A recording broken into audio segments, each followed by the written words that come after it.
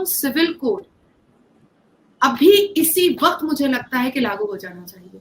बिल्कुल हिंदुस्तान के मुसलमान जो है ना, वो पाकिस्तान को बहुत ज्यादा सपोर्ट करते हैं। मैं थूकती हूँ ऐसे मुसलमानों के मुंह पर जो पाकिस्तान को सपोर्ट लेकिन करते हैं। पाकिस्तान में भी यूनिफॉर्म सिविल कोड है। हाँ, और इसी बात पे मैं आ रही थी कि हलाला is not legal in Pakistan. या मैं नाजिया हूँ, हम जैसी लड़कियां इन दाढ़ी टोपी वालों को इसलिए अखड़ते हैं क्योंकि हम बताते हैं कि कुरान क्या बोल रहा है, संविधान क्या बोल रहा है, और ये चिटिंगबाज मौलवी क्या बोल रहे हैं। को नहीं मान रहे हैं, ये अपने अपने कमाई की जगह को मान रहे हैं। इनकी कमाई कौन सी पार्टी से कितनी ज्यादा आती है, ये उसी को मानते हैं। इनको सबसे ज्यादा फैसिलिटीज, फाइनेंशियल फैसिलिटीज कहां से मिलता है, ये उसको मानते हैं। इनको कोई मतलब नहीं है। ये नमाज की, ईद जैसी नमाज की जगह पर प्रोवोकेटिव पॉलिटिकल स्पीच देना और उसके बाद चप्पल जूता पहन करके नमाज की जगह पर जाना, ये तो एक ही घर में दो कानून कैसे चलेगा, यानी कि पीएम मोदी का इशारा है यूनिफॉर्म सिविल कोड की ओर। उसको लेकर उन्होंने कहा कि विरोधियों का उन्होंने कड़ा प्रहार करते हुए कहा कि एक ही घर में दो दो कानून कैसे चलेंगे, और यूसीसी पर जो भी लोगों को भड़का रहे हैं उसको लेकर भारतीय जनता पार्टी उन्होंने कहा है कि हम इस राजनीति इस पर नहीं होनी चाहिए, और भारतीय जनता पार्टी इस पर खासतौर से जो मुसलमान समाज में भ्रम फैलाए जा रहे हैं उनको बात करके और चर्चा के माध्यम से दूर करने का प्रयास करेगी। सबसे पहले तो आप प्रधानमंत्री के द्वारा यूनिफॉर्म सिविल कोड पर इस बयान को किस तरह से देख रही हैं? देखिए, uniform civil code is a proposal to implement जो जितने भी मुस्लिम पर्सनल लॉ बोर्ड हैं या जो तकियानोसी, जो बेकार नॉनसेंस इडियोटिक जो रिचुअल्स चले आ रहे हैं, उसको खत्म करने का एक बहुत खूबसूरत प्रपोजल है। अच्छा, इसमें सबसे अच्छी चीज क्या है कि regardless of religion, gender, caste, grade, एक भारत और एक संविधान, एक हिंदुस्तान एक संविधान, ये मानने की अगर बात कही जा रही है तो इसमें प्रॉब्लम क्या है? बहुत छोटी सी चीज है कि जब हम एक घर में होते हैं तो हम सबके माइंड मैच होते हैं, कंपैटिबिलिटी मैच करती है, एक दूसरे के वाइब्स मैच करते हैं, तो वो घर बहुत सुकून से चलता है। और अगर मैच नहीं करता है तो उस घर में अशांति फैली होती है। तो देखिए, हमारे मौलवी मुल्लाओं में एक नेचर हमेशा से अंबर रहा है। आप भी झिलती आई हैं, मैं भी झिलती आई हूँ, और हम जैसी वोकल जितनी भी मुस्लिम लड़कियां हैं वो झिलती आती हैं। ये हमेशा मुसलमान उन तबकों को गलत बातें सिखाता है जो वाकई में कुरान पाक को बामायने सही से नहीं पढ़े हैं। क्योंकि मुझे ऐसा लगता है कि अंबर, आपने और मैंने, हम दोनों ने संविधान भी पढ़ा है और हम दोनों ने कुरान भी पढ़ा है। अपार्ट ऑफ हम लोग के प्रोफेशन की वजह से हम लोगों को और भी धर्मों की किताबों को पढ़ना पड़ता है, डिपेंड ऑन केसेस।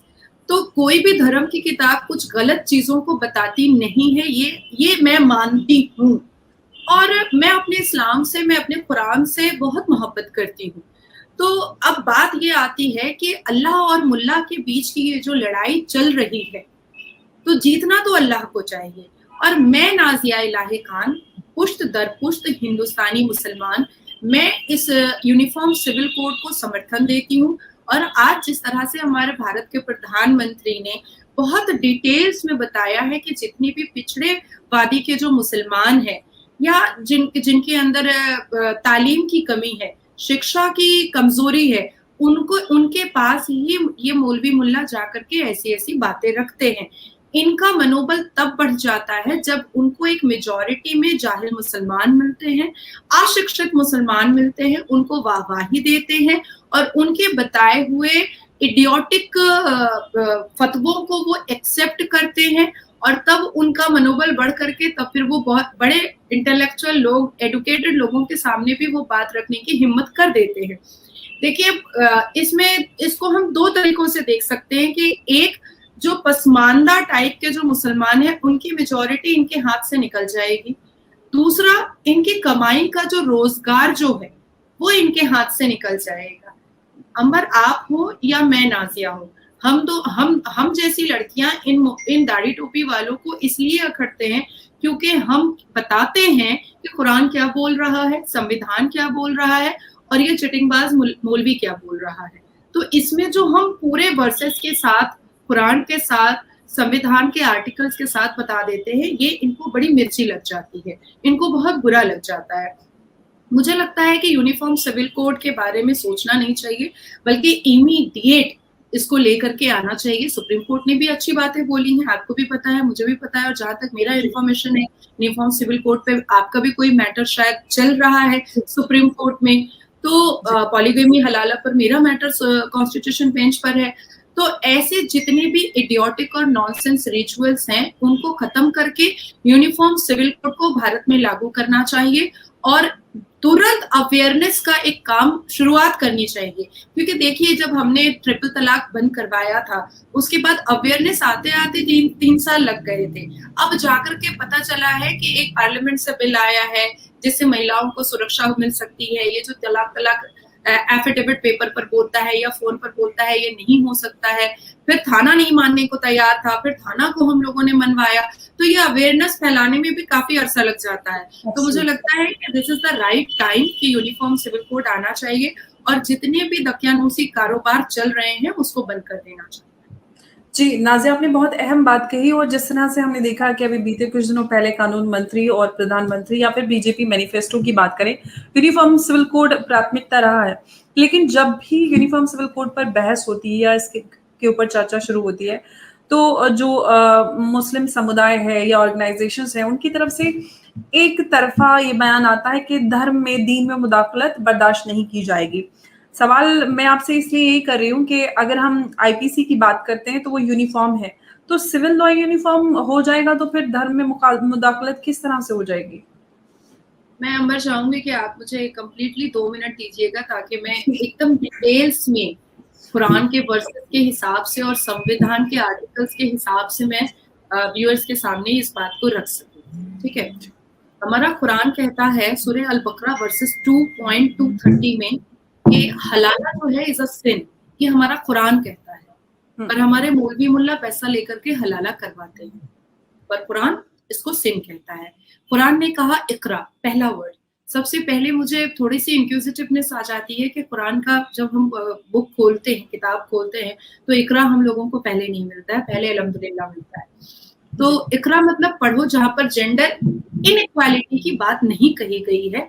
और प्रॉफिट मोहम्मद ने कहा कि पढ़ना, अगर तालीम हासिल करनी है तो चीन तक चले जाओ। वो एक एग्जाम्पल था कि तालीम हासिल करनी है, जिसमें ये नहीं बताया गया कि मुसलमान औरतों को नहीं करना है, मुसलमान मर्दों को करना है। तो ये पढ़ने नहीं देते हैं मुसलमान औरतों को जानबूझ करके, क्योंकि ये एक्सप्लोर हो जाएंगी, ये संविधान पढ़ लेंगी, ये बाकी किताबें पढ़ लेंगी, तो ये हमें काउंटर कर पाएंगे जैसे अभी मैं और आप अंबर कर पाते हैं। अब मैं तीसरे पर आती हूँ कि सूरह अल निसा में कहा गया है जेंडर इक्वालिटी की बात। ये कुरान का सूरह अल निसा है जिसमें जेंडर इक्वालिटी की बात कही गई है और संविधान भी हमारा जेंडर इक्वालिटी की बात कहता है। अब मैं आती हूँ सूरह अल अहज़ाब में, सूरह अल अहज़ाब, इसमें चैप्टर 33 वर्सेस 59 में साफ तरीके से कहा गया है कि प्रॉफिट मोहम्मद को मैसेंजर ने आकर के कहा था, फरिश्तों ने आकर कहा था कि अपने अपने घर की बहू बेटियों को तन ढकने की बात बताई गई थी, जिसमें एक अरबिक वर्ड यूज किया गया था, जिल्बाब। कुरान में है, कुरान में शायद 30 या 32 बार इस सूरह अल नूर में और सूरह अल अहज़ाब में इसका जिक्र है, 30 या 32 बार। जिल्बाब नाम का एक अरबिक गया था जिसका मतलब होता है लूज कपड़े, लूज कपड़े, जिसमें बुर्का, निकाब, हिजाब, अबाया ऐसी कोई भी वर्ड यूज नहीं किए गए थे। लूज कपड़ा, लूज आउटर फिट, जिसको हम अंग्रेजी में बोल सकते हैं या हिंदी में हम इसको बोल सकते हैं ढीला ढाला कपड़ा, ये औरतों को पहनने के लिए बोला गया था।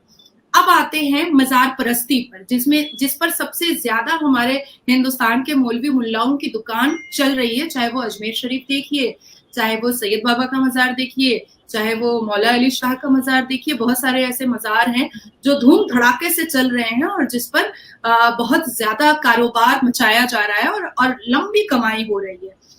अबू मरतहत जो मैसेंजर थे अल्लाह के और जो हमेशा प्रॉफिट मोहम्मद के पास इबादत के वक्त आया करते थे, उन्होंने कहा था do not sit upon the grave and do not pray towards them. उसके बाद प्रॉफिट मोहम्मद ने स्ट्रांगली कंडेम किया था और उन्होंने साफ लफ्जों में, जो कुरान में बताया गया है, साफ लफ्जों में कहा था कि जो वर्शिप करते हैं मजार का, उनके ऊपर कर्ज होता है, उनके ऊपर कर्ज होता है। तो अब आप मुझे बताइए कि ये सारी चीजें तो मैंने कुरान से बताई हैं, ये सारी चीजें तो मैंने कहीं और से संविधान से तो निकाल कर बताया नहीं है। मैं तो आपको वर्सेस भी बता रही हूँ, चैप्टर भी बता रही हूँ, पारा भी बता रही हूँ। अब देखिए हलाला में मैं फिर आऊंगी कि हमारे हिंदुस्तान के मुसलमान जो है ना, वो पाकिस्तान को बहुत ज्यादा सपोर्ट करते हैं। मैं थूकती हूँ ऐसे मुसलमानों के मुंह पर जो पाकिस्तान को सपोर्ट लेकिन करते हैं। पाकिस्तान में भी यूनिफॉर्म सिविल कोड है। हाँ, और इसी बात पे मैं आ रही थी कि हलाला पर हलाला is not legal in Pakistan. वहां पर क्रिमिनल एक्शन लिया जाता है। सऊदी अरबिया में एक्शन लिए जाते हैं हलाला और पॉलीगेमी पर। आपको स्पेसिफिक रीजन बताया जाएगा। तलाक हमारे 14 मुस्लिम ममालिक में तलाक बैन किया गया है। हमारे कुरान ने भी कहा है कि तलाक जो है वो गलत चीज है। जिस घर में तलाक होता है उसमें फरिश्तों की आमद नहीं होती है। तो हमारे देखिए एजुकेशन लीगल राइट हमारा संविधान कहता है, प्रोटेक्शन ऑफ वुमेन हमारा संविधान कहता है, फंडामेंटल राइट्स हमारा संविधान कहता है, फ्रीडम ऑफ स्पीच हमारा संविधान कहता है, फ्रीडम ऑफ एक्सप्रेशन हमारा संविधान कहता है। हमारे आर्टिकल्स कितने खूबसूरत है, 14, 15, 19, 21, 17, ये सारे आर्टिकल्स हमारे कितने खूबसूरत है।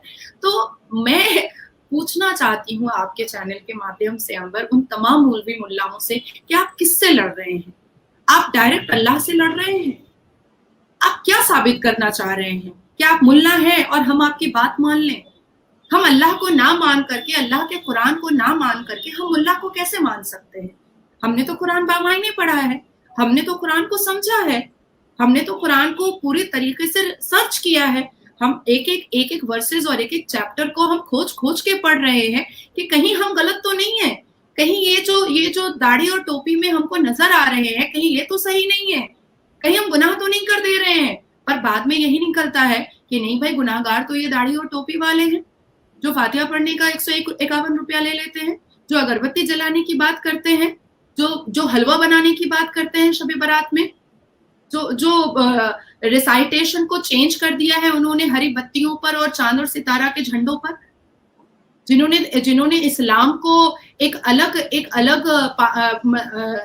तरीके से दिखाने की कोशिश की है।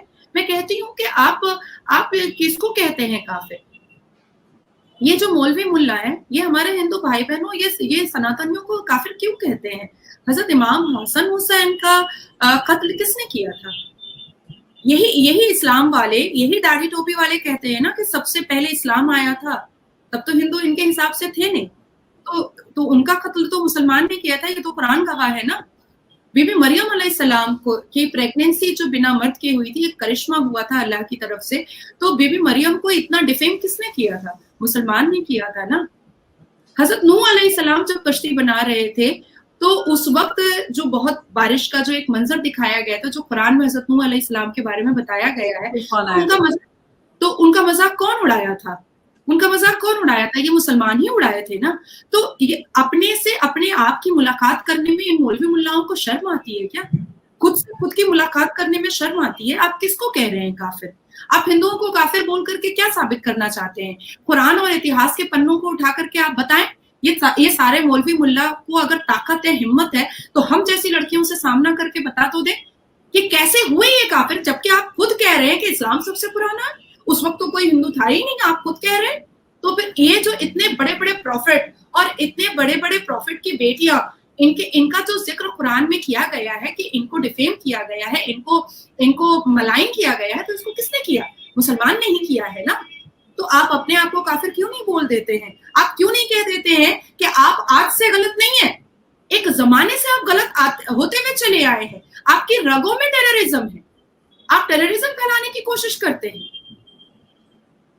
अंबर, हम और आप जैसी लड़कियों को सामने आना जरूरी है, हम जैसी लड़कियों को अवेयरनेस फैलाना जरूरी है। ये बात शायद आज आपके चैनल के माध्यम से मुझे लगता है कि अगर 10,000 भी मुसलमान लड़कियां देख लेती हैं, तो मुझे लगता है कि उनके दिमाग का पट्टा खुल जाएगा।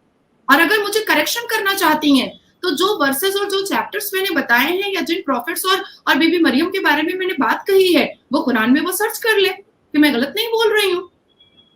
तो बिल्कुल एकदम आपने सही कहा, लेकिन सबसे बड़ी बात यही रही है, और जो हमें कहना चाहिए बदकिस्मती, कि क्योंकि मुसलमान महिलाओं के अंदर एजुकेशन की कमी रही, जिसकी वजह से, और कुरान अरबिक में रहता है, जिसका मतलब अक्सर लोग समझते पढ़ते नहीं हैं, सिर्फ उसको अरबी में पढ़ते रटते हैं और बराबर इसी तरह से पढ़ते रहते हैं। कभी कुरान को समझने की कोशिश नहीं की गई, सिर्फ दूसरे ही लोगों के ओपिनियन से कुरान को, इस्लाम को समझा है। तो मुझे लगता है कि बहुत ज़रूरी है जो बात आपने कही कि खुद से हमें दीन को, कुरान को समझने की ज़रूरत है। और ख़ास तौर से हम जब यूनिफ़ॉर्म सिविल कोड की बात करते हैं तो इससे सबसे ज़्यादा जो मुतासिर होती हैं वो भारत में महिलाएँ और बच्चे होते हैं, ख़ास तौर से मुस्लिम समुदाय के बच्चे और महिलाएँ। तो ऐसे में आपको नहीं लगता कि महिलाओं तक पहुँचना बहुत ज़रूरी है, हमारे जैसे लोगों के लिए भी, क्योंकि हम इस तरह के मुद्दों पे काम करते हैं। साथ ही सरकार जो इस पे काफ़ी मुखर होकर नज़र आ रही है और आगे इम्प्लीमेंटेशन की भी बात कर रही है। क्या माध्यम हो सकते हैं और किस तरह से हम महिलाओं तक पहुँच सकते हैं? देखिए, बहुत मेहनत करनी पड़ेगी। जैसे 3 तलाक के वक़्त में हम लोगों को बहुत मेहनत करनी पड़ी। हलाला और पॉलीगैमी के चीज़ों को पहुँचाने के लिए बहुत मेहनत करनी पड़ी। हमारे आईपीसी, सीआरपीसी और संविधान ने हमारी मुस्लिम महिलाओं को कितनी फैसिलिटीज़ दे रखी है और कितने उनके पास जगह है कि वो अपने लिए कानूनी लड़ाई लड़ सकती हैं। ये सारी चीज़ें अभी भी मुझे लगता है कि हिंदुस्तान में मुस्लिम महिलाएँ जो पसमानदा इलाके में रहती हैं या पसमानदा हैं, उन तक ये बातें नहीं पहुँच पाई हैं, क्योंकि यही मौलवी और मुल्ला उनको एजुकेशन की तरफ रुजू नहीं करते हैं, उनको पढ़ने की अनुमति नहीं देते। घर पर कह दिया जाता है जो लड़कियां पढ़ती हैं उनके रिश्ते नहीं लगते हैं। ये धमकियों में उनको दबा कर के रखा जाता है। देखिए अंबर, मैंने तो एक जंग छेड़ रखी है। मैं एक छोटा सा मिसाल देना चाहूंगी कि मैंने तो एक जंग छेड़ रखी है वेस्ट बंगाल में। वेस्ट बंगाल में कुछ लोग मुझे कहते हैं कि मैं 60 साल की हूँ, मैं अब 70 साल की हूँ, डज़न्ट मैटर, मुझे कोई फ़र्क नहीं पड़ता है। तो हाँ, कल एक न्यूज़ में आया है कि मेरी उम्र 60 साल की है और मैं छुपाती हूँ और पुलिस मुझे अरेस्ट नहीं करती है इसके लिए। और मैंने 5-5 हिंदू मर्दों से शादी कर रखी है और फिर भी मुझे पुलिस अरेस्ट कर रही है। तो मैंने कहा भी है कि अब इस बार शादी या बॉयफ्रेंड ढूँढूँगी तो मैं अच्छा, आप 60 साल की हो तो क्रीम कौन-सी लगाती हो मुझे भी बता दो? मुझे लगता है भारत की हर एक महिला को पता होना चाहिए। मैंने कहा कि ये तो जलवा है नाज़िया के 60 साल में भी लड़के पढ़ जा रहे हैं भाई और शादी मेरी हो जा रही है 5-5 लोगों से। स्किन माशाल्लाह एकदम चमक रही है 60 साल में भी। तो देखिए, हमने संडे के दिन हमने हमारे भारत के प्रधानमंत्री को एक मस्जिद में एंटर होते हुए देखा है। जी, ये बोलना बहुत जरूरी है क्योंकि आपके चैनल के माध्यम से बहुत लोग सुनेंगे, बहुत महिलाएं सुनेंगी। मस्जिद में 2015 से लेकर के 2023 तक में जितनी भी मुस्लिम रिलीजियस प्लेस में हमारे भारत के प्रधानमंत्री ने एंटर किया है, आपने एक चीज नोटिस किया होगा अगर कि वो बिना किसी सिक्योरिटी और बिना किसी पुलिस के वो अंदर एंटर करते हैं। और हमारे मुसलमान के रिलीजियस प्लेस को वो अपने अपने आप से बहुत ज्यादा एहतराम के साथ वो उस मोमेंट को वो जीते हैं और रिस्पेक्ट करते हैं। हमारे वेस्ट बंगाल में श्रीमती ममता बनर्जी के बारे में हम लोग सभी जानते हैं क्योंकि आप भी इंडिया से हैं और मैं भी इंडिया से हूँ। एवरी ईयर ईद की नमाज में कैलकाटा खिलाफत कमेटी जो एक मुस्लिम ऑर्गेनाइजेशन है, वो यहाँ पर सिर्फ ईद की नमाज में यहाँ पर प्रोवोकेटिव और पॉलिटिकल स्पीच करवाती है जो बियॉन्ड द कुरान है, बियॉन्ड द इस्लाम है, क्योंकि एक पवित्र और पाक जगह पर आप ये नहीं करवा सकते। जो सबसे ज्यादा खटकने वाली चीज है कि उस मंच पर सब मुसलमान होते हैं, जो मिनिस्टर है स्टेट का वो मुसलमान है, जो कैलकाटा खिलाफत कमेटी के मेंबर है वो मुसलमान है, और वो लोग जूता चप्पल पहन करके पुलिस प्रोटेक्शन के साथ, पुलिस भी जूता चप्पल पहना रहता है और वो लोग उसमें एंटर करते हैं। अच्छा, मस्जिद तो के मैं अंदर। कहना चाहती हूँ कि ये जितने दाढ़ी टोपी वाले हैं आज यूनिफॉर्म सिविल कोड पर इतनी आवाज उठा रहे हैं, क्यों नहीं all India Muslim personal law board को मैंने 87 लेटर्स भेजे हैं, 87 एंड आई हैव प्रूफ कि मैंने उनको भेजा है। मेरे पास एक्नॉलेजमेंट रिसिप्ट है। उन्होंने क्यों नहीं कोई नोटिस इशू किया, उन्होंने क्यों नहीं प्रेस कॉन्फ्रेंस किया, उन्होंने क्यों नहीं कुछ कहा। मेरा ये मैटर पहले हाई कोर्ट में था, मुझे सेटिस्फैक्टरी यहाँ से ऑर्डर नहीं मिला, अभी ये मैटर मैंने सुप्रीम कोर्ट में डाला है, स्क्रूटनी में है। तो अभी आप देखिएगा इसमें भी सुप्रीम कोर्ट चप्पल पहनने के पक्ष में लड़ेगा, नमाज की जगह पर चप्पल पहनने के पक्ष में लड़ेगा। तो अब इससे आप समझना पड़ेगा और तमाम व्यूअर्स को भी समझना पड़ेगा कि ये इस्लाम और कुरान को नहीं मान रहे हैं, ये अपने अपने कमाई की जगह को मान रहे हैं। इनकी कमाई कौन सी पार्टी से कितनी ज्यादा आती है ये उसी को मानते हैं। इनको सबसे ज्यादा फैसिलिटीज, फाइनेंशियल फैसिलिटीज कहां से मिलता है ये उसको मानते हैं। इनको कोई मतलब नहीं है ये नमाज की, ईद जैसी नमाज की जगह पर प्रोवोकेटिव पॉलिटिकल स्पीच देना और उसके बाद चप्पल जूता पहन करके नमाज की जगह पर जाना, ये तो हर एक मुसलमान को मुंह से बोलना चाहिए था कि ये गलत है। बिल्कुल। और खड़े हैं, मैं शिकायत यहाँ के चीफ मिनिस्टर से नहीं करूंगी क्योंकि वो हिंदू ब्राह्मण है, उनको नहीं पता इस्लाम के बारे में। मैं उस मंत्री से करूंगी जो मुसलमान है, मैं उस मुल्ला से करूंगी जो उनके पीछे खड़ा था, मैं उस मुसलमान मेंबर ऑफ पार्लियामेंट और काउंसिलर लेकिन से करूंगी। ये बात तो भारत जैसे देश में जहाँ पर धर्म प्रधान देश कहें, धर्म का सम्मान किया जाता है, किसी भी धार्मिक स्थल पर जूता चप्पल लेकर तो हम जाते ही नहीं, चाहे किसी भी धर्म में हो। आप जा ही नहीं सकते, जूते चप्पल सब बाहर निकाल के जाते हैं। इनफैक्ट गुरुद्वारे में तो आप सॉक्स भी नहीं पहन के जा सकते। मैं आपको इस डिबेट में कह दे रही हूँ कि आप और व्यूअर्स गूगल में सर्च करके देख लीजिए। If I am wrong, anyone can. नहीं, मैं आपको गलत साबित नहीं कर रही हूँ, मैं सिर्फ कह रही हूँ कि ये बात तो हम सब, हर एक बच्चा जानता है, 2-4 साल को उसको पता है कि अगर हम कहीं धार्मिक स्थल पर जा रहे हैं तो जूता चप्पल निकाल कर जाएंगे। अंबर, आप ये बात मुझसे डिस्कस कर रही हैं, पर इसमें देखने वाले व्यूअर्स बोल देंगे कि ये झूठ बोल रही है, तो इसलिए मैंने ये बात कहा है कि अगर आप गूगल में जाकर के देखेंगे, और ज्यादा दूर जाने की जरूरत नहीं है। अभी 2023 में जो हमारा